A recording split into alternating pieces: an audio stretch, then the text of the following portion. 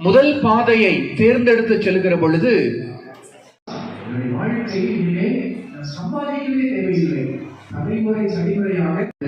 எனவே அங்கே அவர்கள் பார்த்த ஒரு இடத்திலே இந்த இரவிலே இங்கே தங்கிக் கொள்ளலாம் என்று முடிவு.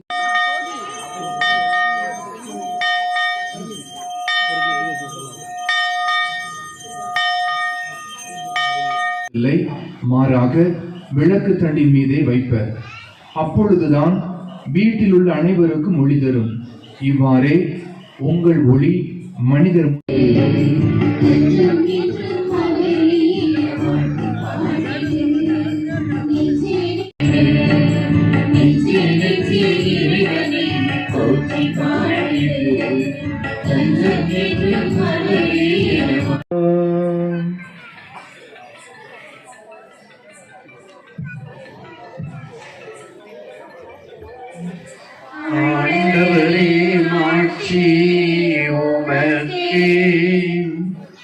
மத்தேயு எழுதிய நற்செய்தி தருகிறார்.